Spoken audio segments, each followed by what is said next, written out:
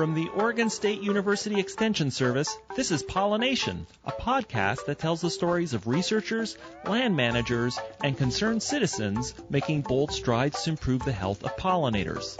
I'm your host, Dr. Adoni Melathopoulos, Assistant Professor in Pollinator Health in the Department of Horticulture. A number of high-profile recent studies have concluded that native bee populations may be experiencing a widespread decline relative to historic baselines. These studies can be complicated. They're not as straightforward as, for example, the study with Ohio butterflies that was featured on a previous episode with Tyson Weprich, where volunteers went out and consistently resurveyed sites and were able to see changes over time. But rather, these studies rely on historic specimens. To better understand the methodologies and assumptions of these studies, but also to think a little bit forward towards what might constitute a better approach to measuring changes in bee populations, I invited Dr. John Ascher onto the show. Now, Dr. Ascher is an assistant professor in the Department of Biological Sciences in the National University of Singapore.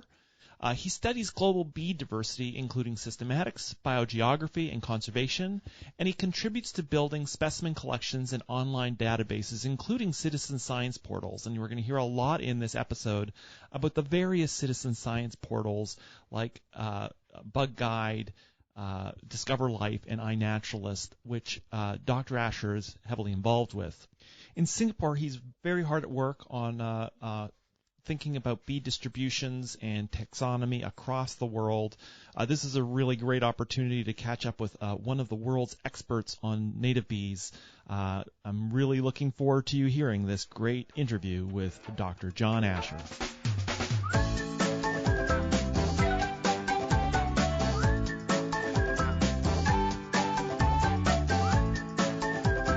Now, there has been intense interest over the question of whether native bee populations are changing over time. On a past episode, we had Tyson Weprich, and we heard about work with butterflies in Ohio where volunteers track populations using a standard survey protocol. Is there anything comparable with bees? Is that desirable with bees? If there isn't, what should we be doing? Well, I think the short answer is it's very desirable, but it hasn't happened yet. I think that there's been sort of lack of leadership and vision, and some of the proposals that have been made are in a way thinking too small. They're very focused on certain aspects like monitoring from an ecological perspective and maybe not addressing other essential elements like an improved documentation of taxonomy and biogeography, which is where these things live and why. And it's very important that we establish a credible and accessible baseline in terms of basic maps of where species live in relation to habitats and ecoregions. And we must be investing in this in addition to an ecological monitoring at study sites. So I think there's been, in general, a lot of interest from the ecological side, but the taxonomists tend to be sort of marginalized and often brought in to identify things after the fact, but are not included enough in the planning stages and certainly not in the budgets of these enterprises. So we haven't had a match of, say, collections-based research, specimen digitization. That hasn't been coordinated well, if at all, with other aspects like molecular diagnostics or DNA barcoding. And in turn, those are not integrated with citizen science and so on. So I think on a local scale, certain aspects of the needed monitoring is happening, but we haven't seen the big picture come together. There haven't been any big projects in North America that have been successful. In other parts of the world, certain things have had more success. So Europe has had what's called the STEP project, or also called the ALARM project. They're related in some way, but they've been able to come up with a status assessment or red listing conservation assessment for about half of the European bee species, and the others, they assessed them but didn't have enough quantitative data yet to make a quantitative metric. So in any event, in Europe, they're further along than we are. And then in that case, the taxonomy was also marginalized but they were still able to have effective enough leadership to pull together a more credible and a more quantitative result than what we've done as yet in North America. Well, that's really interesting, and I want to have you expand a little bit more on taxonomy and distribution maps and why they're so important. Why can't we just grid out an area and just send surveyors out there and come up with a good picture of what's going on? Well, we certainly want to get good coverage at the grid cell level, and that has its utility as far as it goes. But some issues that immediately arise is that bees often are very localized. So you see that especially in sand dune specialist bees, and also bees that are specialized on particular host plants, that they may not be occurring generally across an area, but they may have very particular climatic zones or soil types or ecological associations. And so being able to strategically survey them and collect them in relation to that type of understanding, which you can get from some species distribution models and things like this, may lead to a more efficient result than just going across grid cells. It's a bit complicated to explain, but I think biogeography is very powerful in predicting where animals and plants should live, and that can be quantified in terms of, like I said, species distribution modeling that are often built off of specimen data. But also, we can look at phylogenetic aspects and other things and get to a deeper understanding through integrative taxonomy than we can get from the ecological perspective alone. Okay, that makes sense to me. So some of these bee species may have very specific preferences in where they inhabit this biogeographic matrix. And if you don't know anything about it and you just blindly go out and walk a transect, you might be missing half of them because you haven't paid attention to sort of the natural history and what's known of these bees. You haven't consulted backwards through all the work that's been done on these bees, and so you end up not detecting. I imagine that's one of the big risks. Well, I mean, a good example is the case of the so-called a bee that lives in sandstone, a sandstone inhabiting Anthophora bee or digger bee that lives in the desert southwestern USA. A colleague named Michael Orr and also Terry Griswold and his group based out of Utah have done very extensive surveys of bees, of this bee in particular, and along with other colleagues from their labs. And they've found that some bees that were essentially unknown to science are actually quite widely distributed, but the key is you have to know their affinity for the sandstone nest substrate.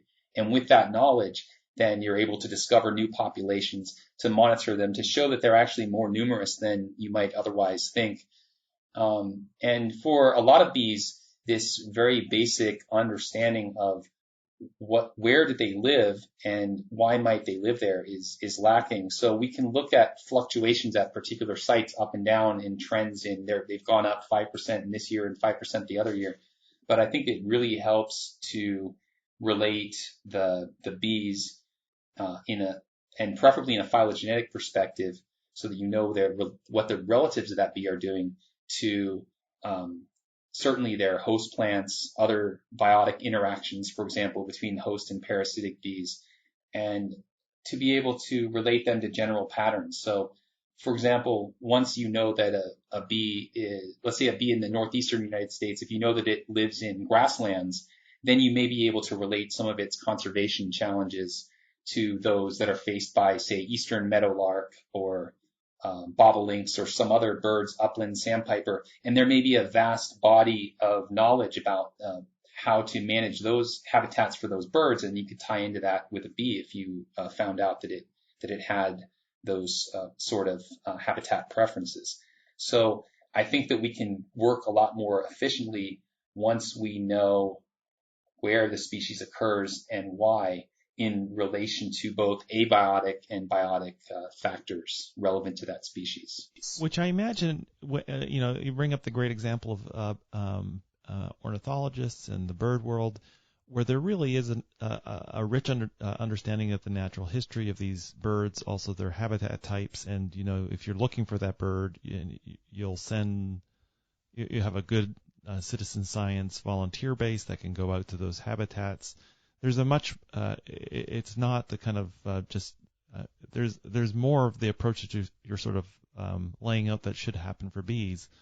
And I do remember before we started talking, you made an interesting comment where you said the bee world is sort of where birding was in the 1930s. I'd like you to talk a little bit more about the model in birding and how that's a much more effective way of being able to understand where to make restoration investments, but also the status of these creatures. Well, there are about twice as many known and described bee species globally as there are birds. And so I often think that the bee scientists should have about twice as many funding opportunities and secretaries and such associated with melitology, which is the study of wild bees, as opposed to ornithologists. But in fact, they have a whole well-funded and famous branch of science called ornithology. But we working on bees have only really had melitology as a defined thing for several decades. It's historically been a relatively obscure topic. So we have a lot of infrastructure to build and a lot of a need to generate enthusiasm and momentum. Certainly regarding identifications, we're at the embryonic stage. So some colleagues have asked me how many bees are identifiable, and I say, I have no idea because these are such early days. So in the case of birds, there were some museum taxonomists like Ludlow Grissom, based out of places like the American Museum of Natural History, who were able to apply their museum-based knowledge to identifying previously unidentifiable fall warblers and so forth, and were able to really push the boundaries of that. And now with digiscoping and improvements in optics and photography, and also with just much, much better, deeper understanding of, say, plumages and things, we've been able to molt, we've been able to push the bounds of what is possible for bird identification. And the same thing can happen for bees, but I think now we're at the very early stage where birds were maybe in the 1930s or 1940s, where a few museum-based people were able to apply that to image-based identification and to field identification. But there hasn't been as yet in the bee world a critical mass of these experts cross-checking each other and developing some of the rigorously tested and more subtle and esoteric techniques that we've seen develop in the bird world, especially since the 1970s or so. Wow, that's a really interesting perspective. Let's take a quick break now. I want to come back and think a little bit more through this problem. We have this emerging interest in native bees, maybe akin to birds in the 1970s, and there seems to be an opportunity to better integrate this interest in with what the work that specialists are doing. So let's take a quick break and we'll come right back and pick it up.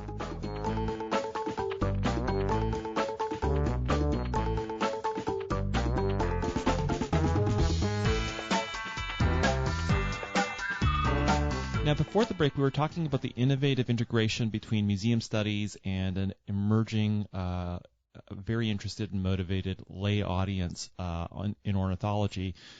I'm going to transition on to what's happening currently where we are with bees. In some ways, I imagine we're just starting to see a lot of people who are not experts start to come into this realm. You do a lot of work on here in the Pacific Northwest. I know if you take a picture of a bee on iNaturalist, you often get an identification from you're kind of going through and looking at these. You have a good sense of the types of bees that people are starting to engage with, and it's a large number of people. It's not just a couple of specialists now. Well, I can give you some metrics. As yet, there are more than 80,000 observers of bees on iNaturalist alone, and more than 11,000 people have identified bees. So I myself have identified about more than 220,000. But on this one site, there are, like I said, almost 12,000 people who have identified a bee. And overall, there are more than 2,000 species identified. So that's more than 10% of the known bees of the world. And it's a total of about 400,000 bee images and records on this one site. And then when you consider that Bug Guide has millions of insect records, including hundreds of thousands of bee records, I don't know the exact total, and a largely different and complementary user base, you can see this is just in these two sites, which are based in the United States. But if you look globally, the Australians and Japanese and other people have very extensive networks of their own.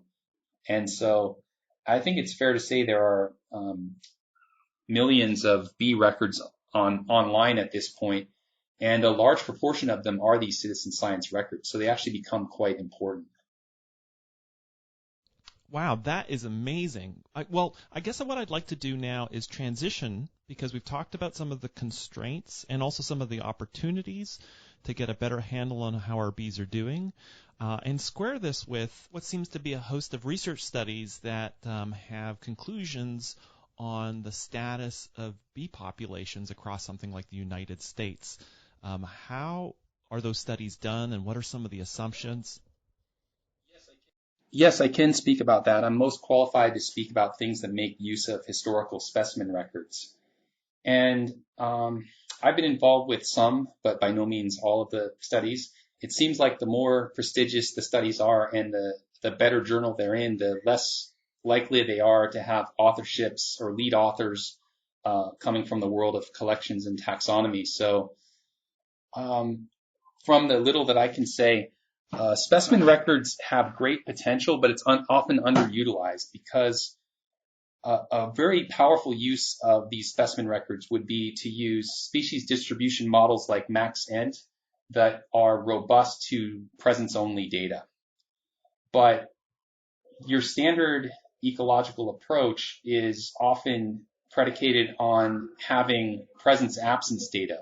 So having the specimens collected in some standardized protocol so that you can, in some straightforward way, interpret the absence of a bee from your data set as being indicative of the bee genuinely being absent.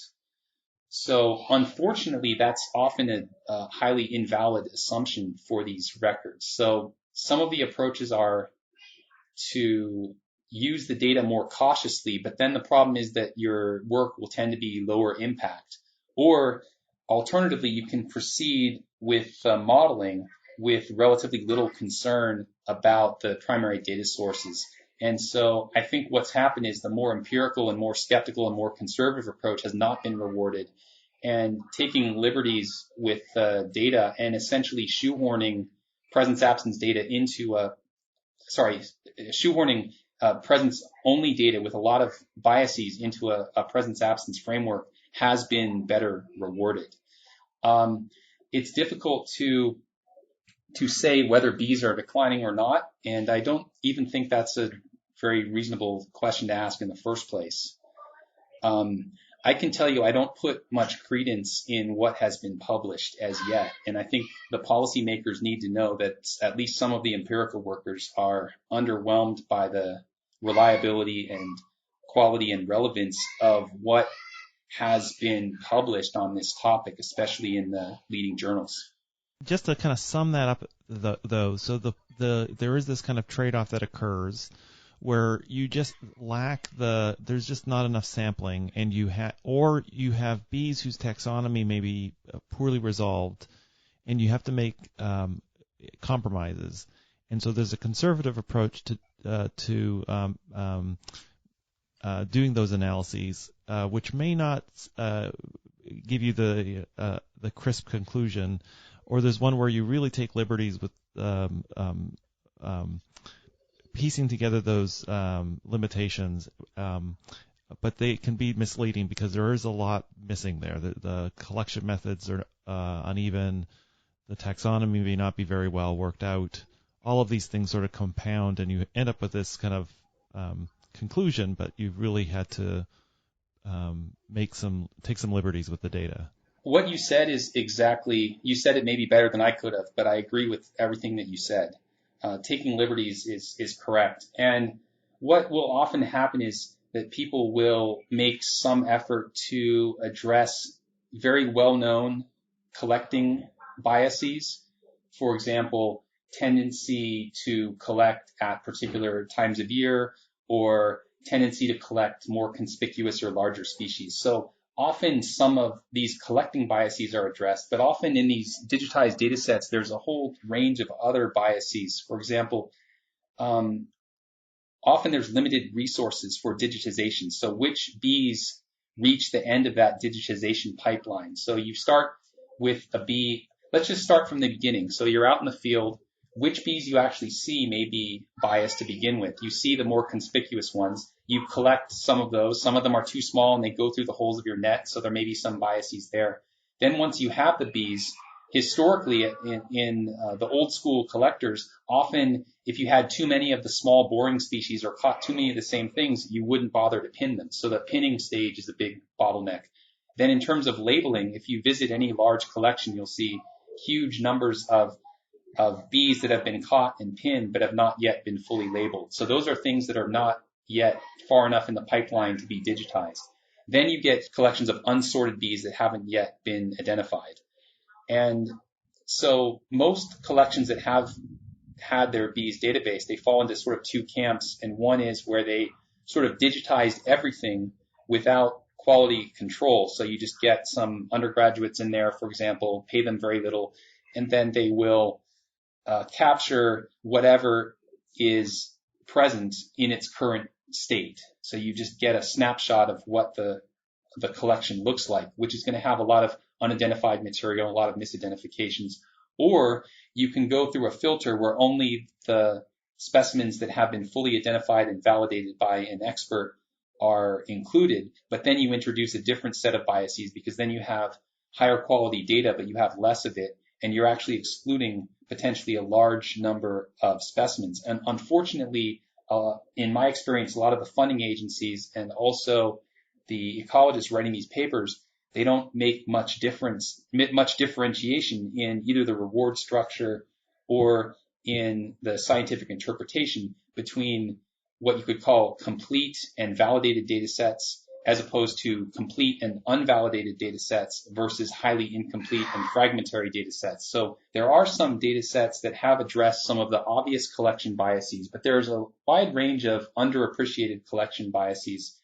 And some very famous papers, including in journals such as Science, have claimed that, for example, large bees are declining and small bees are relatively increasing. But if you look at historically, insect pins were scarce and very expensive, especially during eras such as the World Depression, and around the time of wars. And so during those eras, it makes sense that people would preferentially pin large bees that are easily pinned as opposed to very small bees that you wouldn't necessarily want to waste an expensive pin on a very common individual of a very small bee that may be too small to pin anyway, and that may require a specialized mounting technique. So, long story short is I think that the idea that specimen collections can be used in some straightforward way for statistical ecology that requires presence-absence data is incorrect. And also the idea that there are some simple statistical fixes where you can massage the data or redact some of it or otherwise very quickly fix these things, I think that's incorrect. It's actually very difficult and complicated. And I would like to expand a little bit, going back to the bird analogy. If you think about what birds are endangered, you'll think, okay, the peregrine falcon is endangered by eggshell thinning, and the piping plover by beach disturbance, by off-road vehicles and dogs and whatnot, and maybe the upland sandpiper from loss of meadows and over mowing at the wrong time of year, things like that.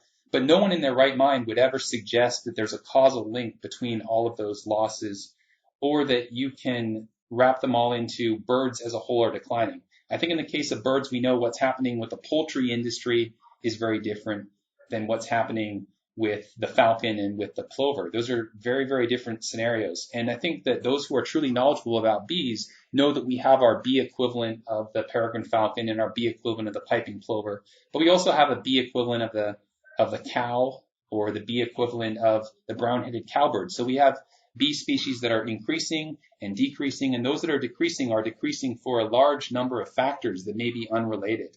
So when people talk about bee declines, I think often it's really the wrong question to ask from the outset. Now, there are cases like amphibians where there is, in that case, fungal pathogens that are causing a truly widespread decline across this major group. But in the case of bees, I don't necessarily see it. So the domesticated managed species like honeybees are suffering from colony collapse disorder, but I don't see this as being relevant to the conservation issues that are facing some of the other bee species. So what we need is specificity of information, not only about the ranges and distributions of the species, but also about their life histories to be able to know what are the true causes of their decline. And just like we couldn't look at general trends in our birds increasing and declining and look at numbers that are influenced by starlings and brown-headed cowbirds, we couldn't use those numbers to understand what's happening with the piping plover. And likewise, if we want to understand what's happening in bees, we have to be more specific and we have to properly understand them often at the species level. That's absolutely true. There is a way in which, what's recommended to preserve honeybee health is often the exact same recommendations for native bees. And within the native bees, they're sort of treated as a catch-all. They all have the same requirements. And I can see how this approach may stem from the original way of surveying changes in bee populations, because they really do lack that specificity. So we don't end up with recommendations like we do for butterflies, for example, where we know what their host plants are, we know what their range is, and it leads to very specific targeted investments in restoration. Well, absolutely. I mean, I can highlight a few cases of one of them is sand dune specialist bees. So both in the southeastern United States and also even more so in the southwestern United States in the deserts, you get a set of species that are very closely very closely tied to sand dunes.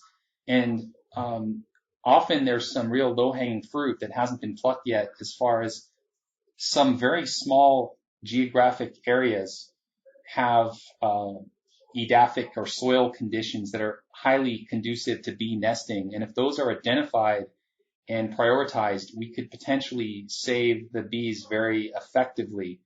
Now, I'm personally more interested in this type of thing than, say, farm set-asides and working in agricultural land, because although you can have a large number of pollinators living in those areas, the bees that are of maximum interest to the connoisseur or somebody who understands bees at the species level are going to be ones that are found in, for example, sandhill habitat, sand dunes. There's other habitats like bogs, and it's going to be places that are going to have a specialized plant community or are going to have certain soil conditions that are going to allow the bees to make their nests. And when you combine those and have a unique or rich plant community and also unusual soil conditions, these very small sites can support a disproportionate number of the rare bees. And so a big priority of mine would be to try to increase knowledge of where do these bees live, and then the next step is they can be included in species distribution models. And then, crucially, those models can then be ground truth and further honed through actual follow-up field work at the species level. I suppose that's where I did want to sort of bring the interview to, is sort of the which way forward. And I am getting a picture here of really doing some rigorous inventory in the United States, really trying to find out and drill down to the range distribution of some of these rarer bees, and also figuring out what their host plant requirements are. Is that what you see as kind of the necessary next steps? I mean, I think an inventory is by no means the only next step, but it's a crucial next step. And there's some really clear needs in order to make that happen. Maybe the public and even some people who work on bees may not realize that a large proportion of the species, even in the United States and even in the supposedly well-studied northeastern United States, are known only from a very few historical specimens. And many of them are unidentifiable certainly by routine taxonomic workers today. So a big step is, I think, to document type material, which is the most historical material that we have in our collection. And that's crucial because often these are some of the oldest specimens that have some of our first records of where these bees were occurring, maybe 100 or even more years ago. But also these establish the name, the association of that name and that taxonomic concept with the bee. And so if we can prioritize high resolution imaging of these types and documenting where they are, and we can map them, then we can go back to those sites and get molecular grade voucher specimens from those localities. And at that point, we can get rock solid molecular diagnostic databases, for example, DNA barcoding databases that are highly rigorous. Oh, because the specimens from way back then are very difficult to be you can't extract the DNA from them. So if you could go find them again. Yeah, I should say that it is technically possible nowadays to do ancient DNA techniques, but it requires a lot of money and it can require very particular expertise. And so and also you're not going to be able to get, say, genome-wide data. You're not going to get long stretches of DNA. So a really good approach would be to try to get genomic grade DNA from these historical sites, these type localities. And then conversely, I think we need to look not only in geographic space in terms of grid cells and in terms of political space like counties and states, but also we need to look in ecological space, what ecoregions and what habitat types and in particular, what plant and soil types, plant associations and soil types have not been adequately surveyed in the past. And we really should prioritize those. And I think some of that has happened as sort of a byproduct of people like the Bee Biology and Systematics Lab doing thorough surveys of national parks and public lands.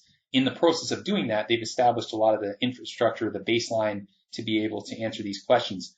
But I think going forward, it would be good to have an inventory that doesn't have a single goal, but has multiple goals, one of which would be to build upon the historical baseline, which would mean recollecting some of these historical sites from the perspective of the age of genomics and the age of high resolution imaging, and then also to try to go where people haven't been before, especially in terms of areas. There's quite a number of areas, for example, in the southeastern United States that are sort of neglected habitat types. And some of my colleagues who are working in places like Mississippi, for example, or even myself when I was in western Tennessee recently, you're able to find a lot of significant new range extensions and new life history data by visiting these sites. Which I have to say sounds like a whole lot of fun, being able to find bees that people haven't seen before, learning about their natural history. It does remind me of the Oregon Bee Atlas's informal motto, to boldly go and find the bees that no Oregonian has seen before. But let's move on to our last segment here after a break. I'm really curious about what's on your bookshelf. You must have a lot of different tools for doing native bee survey and the work that you do, and I'm really interested in what your favorite pollinator species is. So let's take a break. We'll be right back.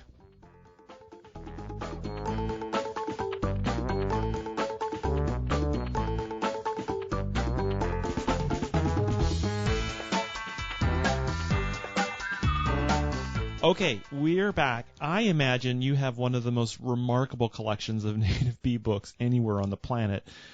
Tell us about some of the books that you would recommend for our listeners. Sure. For bees, there's one book which stands out above all others, which is called The Bees of the World by Charles Michener. And the second edition is from 2007. And so this synthesizes many, many decades of incredibly dedicated work by Charles Michener to study literally all bees from all over the world. And the unique thing about this book is it covers down to the subgeneric level all bee taxa that occur anywhere in the world. So I myself am living and working in Singapore, and I can use this book to identify my bees. My colleagues in Pakistan or Australia or anywhere in South America, and indeed all over the world, can find this an invaluable reference. It has a lot of technical diagrams. And even though a lot of the book is written for let's just say, bee specialist or a technical audience, the introductory sections are wonderfully written and very concise and well worth a read by anybody who wants to know about bees beyond the usual honeybees. What a fantastic suggestion. It is a really great book, and I will echo what you said. Those all the introductory chapters give you this really nice précis on native bee biology and taxonomy and how the groups are laid out. It's a great recommendation. Tell us about some of the other books that you really would like people to know about. Well, I think a good read for somebody who wants to get a sense of some exciting things that non-apis bees do would be Bees of the World by Chris O'Toole, which is a shorter book, and it has a lot of fascinating life history and photographs about bees. I also want to mention two more obscure books that I think are fantastic and in a way underappreciated. One of them is a book by a German author named Paul Westrich, and all of his work is of the highest quality. And in particular, he did a faunal survey of the bees of Baden-Württemberg's, I'm probably not saying that right, but a part of southern Germany. And the thing that makes it stand out is that it integrates the life history, the taxonomy, and the ecology, the habitat and conservation needs of all of these bees and their association with each other and with the flowers in a wonderfully beautiful way. It's written in German, but I think this book has been absolutely inspirational to all people who are trying to document bee faunas, and we can only hope to have something of this quality in North America in the future. And he has a website and other more recent books. So the beautiful thing, even if you don't read German, it's color photos of all of the bees living in this area, but also a wonderful set of documentation of the habitats, where the bees nest, where they live, and how they've been impacted by human change to the landscape. It's really a uniquely complete picture of sort of all aspects of bees, from the most rigorous taxonomy all the way to the most applied, how do we maintain bees in our yard, in our home area. So I would recommend that as a model that we could look to. And then there's another book that this may be more for a specialist audience, but there's a wonderful bibliography of Russian bee research by the late Yuri Pasenko and Yulia Astafarova. And this book makes accessible to the English audience literally thousands of Russian publications on bees. And the thing that's wonderful about it is just to see the sheer scope of bee research that has been done historically on all aspects, from applied agriculture to apiculture to native bees, wild bees, in an area that is often overlooked. And so when you look at this, you get the clear understanding that looking at the heavily indexed journals from the past 10 years in the G7 countries or something like that is not even remotely adequate to understand what we already know about bees. So there's been a wonderful literature on bee biology and diversity that I think is somewhat neglected even by academics, especially if they only speak one or a few languages. So myself, I can't speak Russian, but by using this book, I'm able to get a window into a whole different world of bee research. Man, I love that recommendation. I love that sentiment as well, because we do get trapped in the English language, or trapped in Oregon, or trapped in the United States, when some of these species are, on multiple continents, and there's some very different bee communities in different places. And without that knowledge, without kind of staying in touch with that kind of on-the-ground knowledge, you may sort of be missing large parts of the picture of the bees of the world. That's great. Okay, so the next question I have for you is, I know you have one, but what are your go-to tools, the tools that you really rely on and you would like other people to know about? Well, I'm going to mention 3 tools which are all readily accessible on the internet. One of them is Bug Guide, and Bug Guide is focused on North America, but it's a sort of de facto, highly curated, highly reliable field guide that has high resolution, well cropped, well vetted images for most of the readily identifiable bee species and a lot of very obscure ones for all of America north of Mexico, so United States and Canada. And if you want to have a reliable reference set of images for, like I said, pretty much all of the commonly found bees and many of the most rare and spectacular ones, this is a great resource, bugguide.net.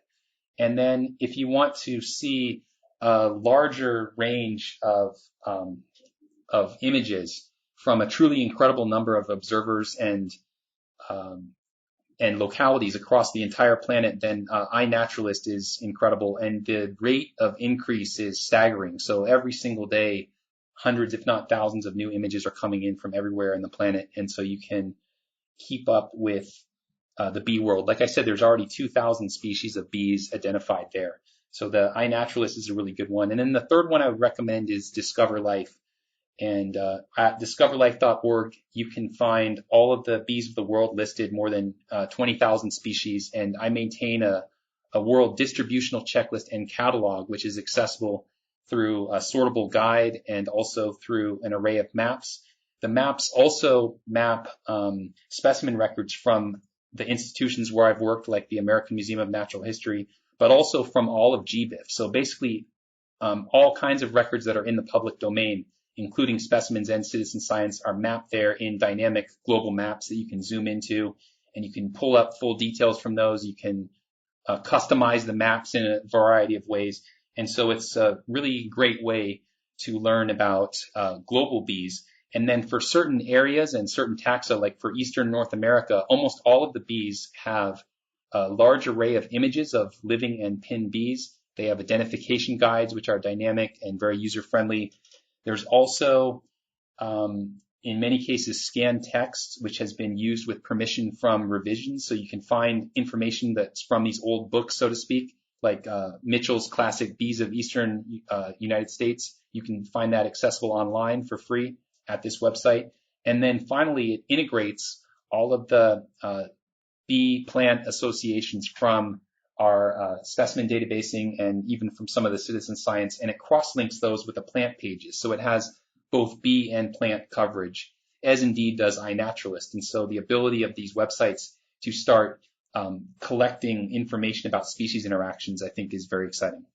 Well, I just used it for that purpose just the other day. I was up in the Mid-Columbia area. I was on Larkspur. I thought I saw a bee. I thought it was an Anthophora. And I went on to Discover Life, and it listed all the bees that went to that specific larkspur, anything that there had been records for. And I know in the Atlas ourselves, we use it a lot just to be able to identify where to potentially survey if we're looking for a bee, starting with its host plant and kind of working backwards as a way to do what you talked about at the beginning of the episode, how to kind of find these bees that may have not been seen for quite a long time. Yeah, so I think the really special thing about this site is that it is simultaneously trying to capture the most rigorous taxonomic information, certainly about the names of the bees. And in fact, it uses a more current and updated version of the names that are shared with the U.S. government, with the International Taxonomic Information System, or ITIS. So it's actually at the highest level of rigor for the names and also the distributions. But in addition to it also draws in the broadest possible citizen science outreach. So even there's a lot of pollinator projects for schools that have been contributing. And so it really runs the gamut everywhere from high resolution photos of primary types in the most famous entomological museums all the way to school kids photographing honeybees in their backyard. So that's a tool. I would say all three of those tools I find to be very wonderful. And then going to other parts of the world, there's other tools like in Atlas of Living Australia, for example, where you can see images of all the Australian bees. So I think the next step is to try to bring some of these success stories across the entire world. There's another one I would draw the attention of, especially for North American users who may not know of it, is Bee Wars, which is Bees, Wasps, and Ants Recording Society of the UK or Britain, which is an absolutely wonderful resource. And in addition to that, Atlas Hymenoptera, which is a source for literally millions of records of bees and maybe other insects for Europe and also all of the old world. So one of the challenges that we face going forward is how do we pull together these different national and regional and continental resources, and how do we bring them together for a global status assessment of bees? I'd like to get you to expand on this. With iNaturalist, I can understand where the records come. A person takes a picture of a bee on a dandelion, it gets uploaded, and their name is there and associated with it, so they get the attribution for it. But with some of these other platforms like Discover Life and Bug Guide, where do the records come from? Sometimes I can't tell who actually collected the record or where it is. Yes, that's a very important observation. So there's been a lot of misunderstanding and confusion on these points, because what will happen is you will get a primary database or a primary data source. So this will often be either a particular website where the images are actually identified or curated, and then in the case of specimens, it's going to be the actual museum where it may or may not host the software, the tools to digitize it, but it actually will be hosting the physical specimens. And so those, the owner of either the database and or the specimens themselves should probably have some ownership. And if they want their research program to be viable going forward, they're going to need some crediting. But what tends to happen is that these local databases, and by local, I can also be referring to databases that may have hundreds of thousands or more of records, but still in some sense they're local to a particular museum or a particular website. Those will get captured in meta databases or data aggregators like GBIF, which is the Global Biodiversity Information Facility.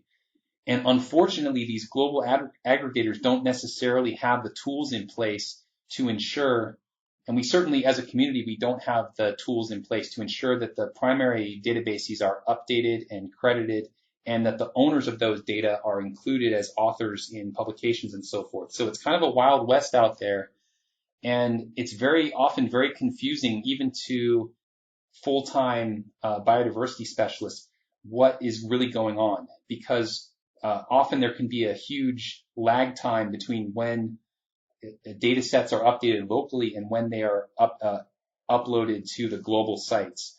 So we really have a lot of chaos and confusion, and there has not been adequate leadership or adequate investments in the global databasing system in order to ensure that these things work well. So, for example, the program that I was working on, digitizing bees in the American Museum of Natural History, these are not ongoing programs. These are things that are funded once on an ad hoc basis. And so there's really not much forward momentum. And so we end up with these legacy databases, which are often not updated.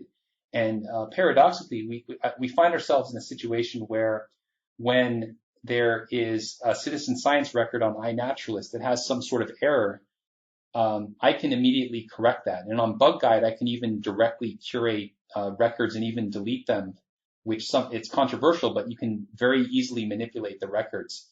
And when there's a new publication out, I've witnessed with my own eyes, very often the very day it's published, the taxonomic change will be made in these citizen science databases, and not necessarily by a known expert, but just some sort of a grassroots user will notice the publication and indicate the change. Whereas when it comes to the so-called professional data sets, there's often lag time of many, many years before source data sets get updated. And even if they do, very often that doesn't get translated into the data aggregator. So we have a very confusing and frustrating situation where the local data is often not used, or if it is used, it's misused or uncredited or not updated. Well, thanks for that clarification, and it really that's a great kind of reflection on this whole interview. There is a lot of interest in bees, but there seems to be some real needs for infrastructure and for integrating these kinds of non-specialists and specialists and these platforms. Anyways, it's very fascinating. It's a great. I'm glad our listeners have been exposed to sort of the complications of this. But I do want to transition to our last question. And for you, I don't know exactly how you're going to answer this because you have such a great perspective on all the bees of the world. But do you have a favorite? Is there a bee that you are particular to that you really love when you see it? Tell us a little bit about it. Well, one of my favorites has to be Amygilla insularis, which is a long-tongued digger bee that lives in the forests of Southeast Asia. And there's a bunch of things I love about this bee. For one thing, it has an extremely long tongue. So it's an example of a specialist bee that is going to be trap lining nectar deep in the forests. So if you know about trap lining hummingbirds like the hermits in the neotropics, it's pretty similar to that. It will go from one widely dispersed flower to the other. They're extremely fast flyers. And as long ago as the 1950s, these have been noted to be associated with rainforests and high quality primary forests, which are becoming scarce in Southeast Asia. So it's an indicator species for high quality habitat. Some other really interesting things about it is that it's got this orange colored fur. And recently with some colleagues at Yale and US who are studying biophysics, we've been able to show that there's some structural component to the generation of this bright orange color. So it has orange fur. And you can see images of this on the internet. If you look up Amygilla insularis, you should find some photos of it on the flowers. And also we have a Biodiversity of Singapore web portal that has images of the pinned bee. You can see how spectacular it is.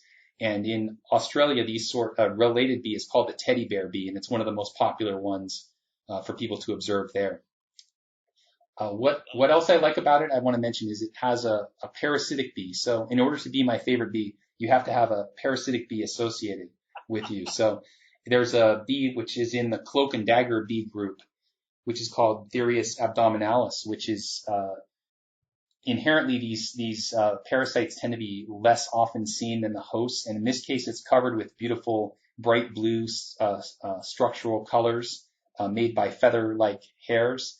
And we've been able to document persistence of not only this bee in Singapore, but also the parasite, and through use of trapping techniques in our remnant forest of Singapore. So it's one of my favorites because it's an example of a species that was found, 100 years ago in Singapore in the primary forest, and it's still persisting there in these remnant patches. So for me, it's a symbol of the Southeast Asian rainforest.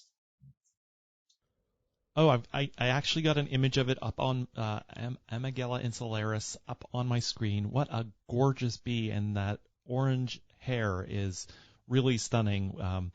Orange is the color of Oregon State University, and I do think we should take this bee up as our mascot. Absolutely. Anyways, I really appreciate you taking time to walk us through this really complicated realm of monitoring for bee populations and some of the complications, but also some of the opportunities. It's been really enlightening for me, and I'm sure for many of our guests. Thank you so much. Sure. Thank you so much for listening. The show is produced by Quinn Sin and Neal, who's a student here at OSU in the New Media Communications program, and the show wouldn't even be possible without the support of the Oregon Legislature, the Foundation for Food and Agricultural Research, and Western SARE. Show notes with links mentioned on each episode are available on the website, which is at pollinationpodcast.oregonstate.edu. I also love hearing from you, and there's several ways to connect with me. The first one is you can visit the website and leave an episode-specific comment. You can suggest a future guest or topic, or ask a question that could be featured in a future episode. But you can do the same things on Twitter, Instagram, or Facebook by visiting the Oregon Bee Project. Thanks so much for listening, and see you next week.